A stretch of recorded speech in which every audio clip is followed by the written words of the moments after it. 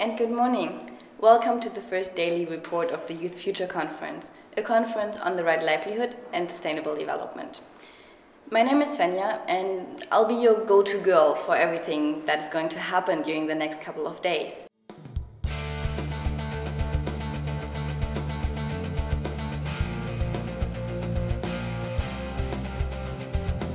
What we're doing here is that we gathered 100 youth leaders from 47 countries, and they come together to discuss global problems of environmental change and climate change.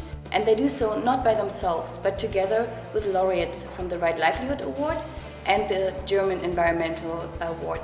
They try to find innovative solutions that bring us on a new path and make us think about ideas that we haven't tried before.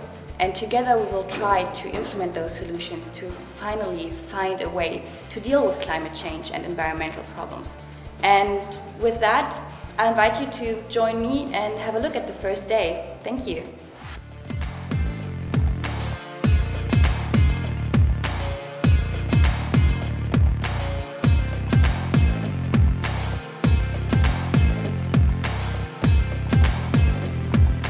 So that's what we try to do with this conference, to change always the point of view and look at the same topics from like economists, ecologists, from the social science side and also cultural side. And that's basically what we try to do. So at one day today we try to like get into the view of an economist, then to more of a biologist maybe, and then on Wednesday of social science. So we look at the same problems. That's the whole process you will go through, and then hopefully find in the end new solutions to all problems, to have nice, awesome projects. I'm really waiting for that. And as I look at you all, it's going to be awesome.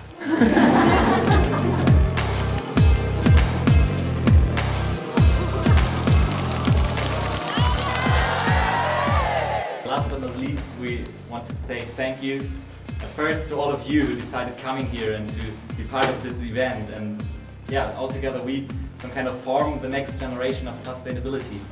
And let's optimistically imagine they all reach that target of 20% renewables by 2020. How much of the problem would be solved by that? The answer is 1/35. So imagine a 35-fold increase of rapeseed and maize and palm oil plantations and hydropower, imagine Three Gorges Dam, etc., etc. A 35-fold increase of renewables would be an ecological disaster. But the other thing, as well as being serious, you also have a bit of fun. And I love that, so I think you're allowed to have a bit of fun while I'm talking. I've got like an earth here, which is lovely. Now, of course, we have to look after the earth, you know, and also I'm going to throw it around a little bit, you know, we can have fun with it.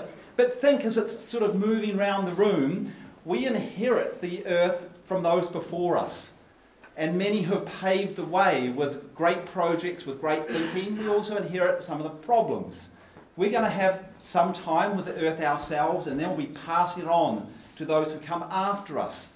So we should always be thinking about those before our own generation and the future generations as we're having fun with the earth. You might think that the nuclear problem has gone away, the Cold War's over, and yet there are still about 17,000 nuclear weapons left in the world. But what's not quite so known is that if there were just a small portion of those nuclear weapons used, say 50 in a regional war between India and Pakistan, it would have devastating consequences on the environment. The consequences would dwarf what we're seeing at the moment with climate change and would lead to mass starvation around the world, along with all the deaths from the explosive force and the radiation. Here, for example,